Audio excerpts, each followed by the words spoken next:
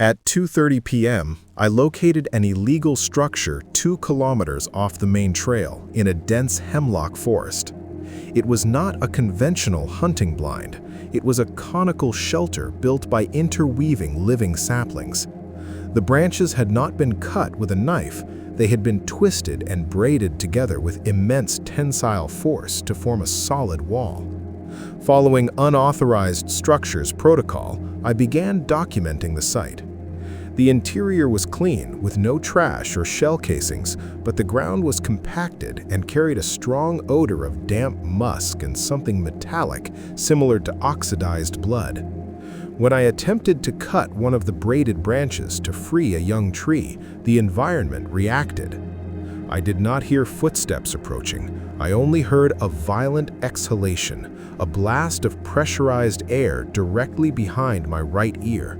The proximity indicated the subject had been standing motionless, blended with the tree bark, less than a meter from me while I was working. As I turned, my peripheral vision caught a vertical mass of dark brown color. I had no time to raise my hands. The attacker struck me in the chest with the back of its hand. It was not a closed fist punch, it was a sweeping slap, similar to how a human swats a fly, but delivered with disproportionate muscle mass. The force lifted my feet off the ground and threw me backward approximately 3 meters. My back struck the trunk of a Douglas fir, causing a concussion and knocking the air out of me. I fell into the moss, stunned. As I struggled to breathe and reach for my radio, I saw the attacker. It stood beside the structure I had attempted to dismantle. It was over 2 meters 10 centimeters tall. Its shoulder width blocked the light filtering through the trees. It did not roar. It looked down at me with an expression of pure territorial hostility. Its chest rose and fell with slow, audible breaths. What it did next was the most disturbing part. It did not attack again. It crouched, picked up the branch I had started to cut, and with a precise, controlled motion of its thick, dark fingers, returned it to its original position, repairing the woven structure I had damaged. Then it stomped the ground with its right foot, a dull impact that vibrated the humus beneath my body, and pointed down slope toward the valley exit. I understood the command.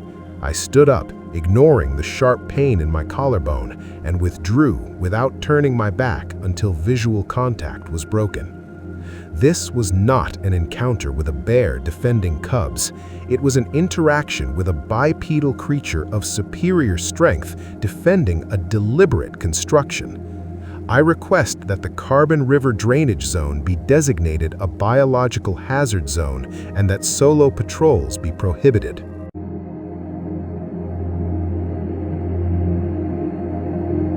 My name is Colter Brannigan. I have been guiding fly fishing trips on the Yellowstone River system since 2008. It was 6:45 p.m.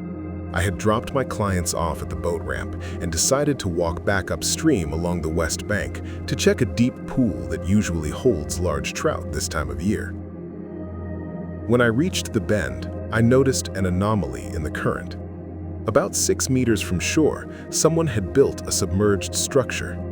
It was a V-shaped weir made of river granite stones. These rocks weigh between 40 and 60 kilos. Moving them underwater, fighting the current and locking them into place with that level of precision to create an artificial slack pool requires incredible strength.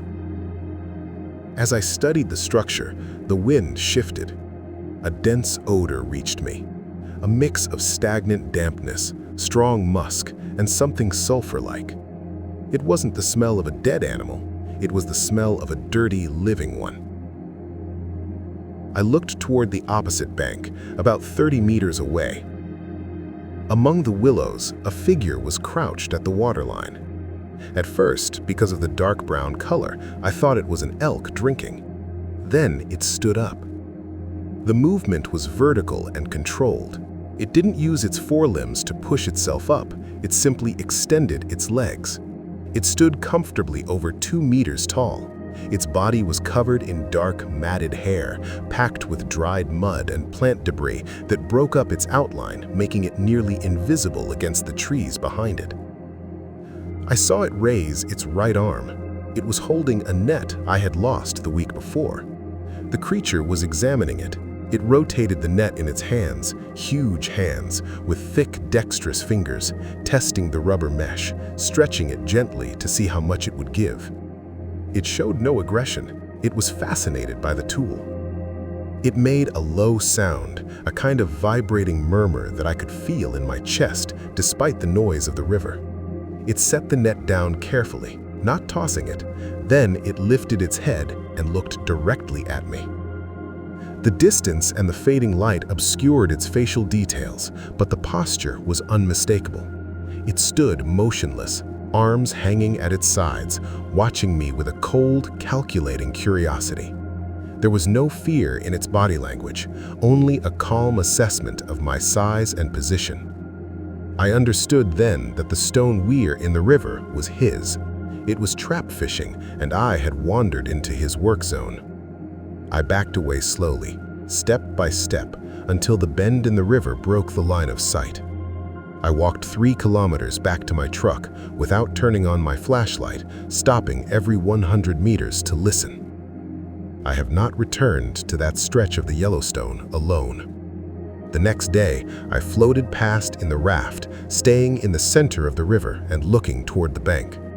My net was gone. The stone weir was still there, functioning perfectly, catching fish for someone who knows exactly how to survive without being seen.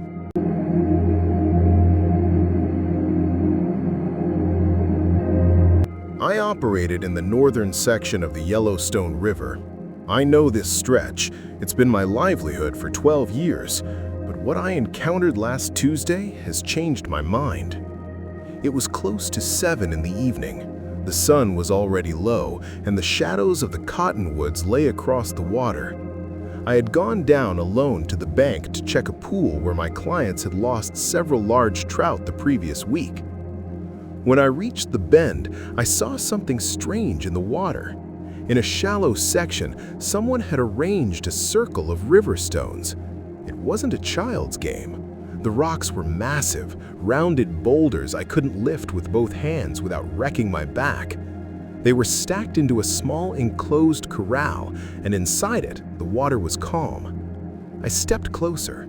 There were 5 or 6 live trout trapped inside, swimming in slow circles. Someone had caught them and was keeping them there for later. Then the smell reached me. It was strong and rancid, like dirty hair and spoiled meat mixed with river mud. My stomach turned. I heard a soft splash behind a cluster of willow bushes about 10 meters away. A dark figure emerged.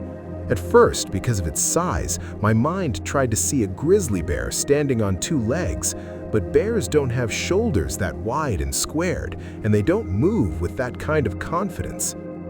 It was enormous. Its body was covered in dark hair, slicked flat by the water. It made no sound as it stepped onto the stones along the bank. It moved with a frightening smoothness, controlling every muscle without the clumsiness of a heavy animal. It crouched beside the stone corral, ignoring my presence at first. It plunged a huge hand into the water with incredible speed and pulled out one of the trout. It held it firmly, without effort, and bit cleanly just behind the head, killing it instantly. That was when it stopped. With the fish in his hand, it turned its head and looked at me. We were close. I could see its face. The skin was dark and weathered, with deep-set eyes beneath a heavy brow. It didn't growl. It didn't bare its teeth. It simply stood there, chewing slowly, watching me with complete calm. There was no rage in that look. There was possession. It was telling me without words that those trout were his and that I didn't belong there. I felt a pressure in my chest, an ancient instinct screaming at me to turn around. I backed away step by step, never turning my back until I reached the road. It never stopped watching me, and it never let go of its dinner.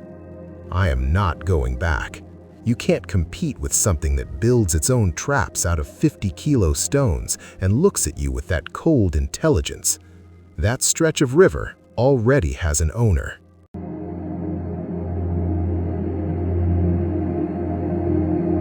At 5:45 p.m., I stepped onto the west bank to free the anchor, which had snagged beneath a submerged log. My clients were on shore, about 50 meters away. The water was waist-deep. The current in that section is deceptive and loud, masking any sound of approach. As I wrestled with the rope, I felt a vibration in the water.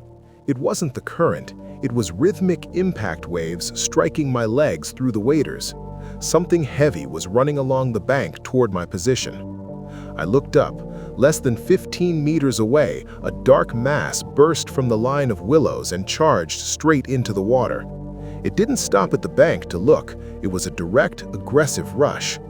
The thing ran along the riverbed, tearing through the current with its legs.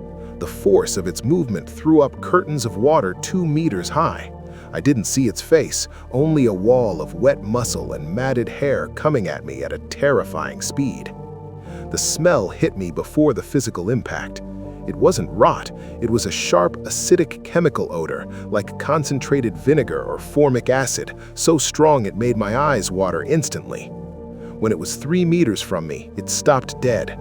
The sudden halt displaced so much water that the resulting wave slammed into the side of my raft, lifting it nearly half a meter. At the same time, the subject struck the surface of the river with both open hands. The sound was deafening, like a cannon blast. The explosion of water hit my chest and face with the force of a fire hose. I lost my balance and fell backward. My right shoulder slammed into the raft's gunwale as I went under. I felt the bones slip out of place with a nauseating crack. Underwater, dazed, I heard a guttural sound, a deep vibration that resonated in my skull. It wasn't a roar, it was an expulsive noise, like air being forced out of a pressurized tank. I surfaced, coughing, dragging myself toward the main current to get away. The creature was still there, standing with the water up to its thighs. It didn't pursue me, it simply grabbed my anchor line, a marine-grade nylon rope, and gave it a single sharp pull. I heard the metal of the anchor bend or break underwater. It released the raft, which drifted free with me hanging off the side. As the current carried me away, I saw the subject remain motionless in the middle of the river, claiming its space. It wasn't curiosity, it was a violent eviction. It used water and fear to drive me out of its fishing territory. The raft crashed 2 miles downstream. I require surgery on my shoulder. I will not guide in the canyon again.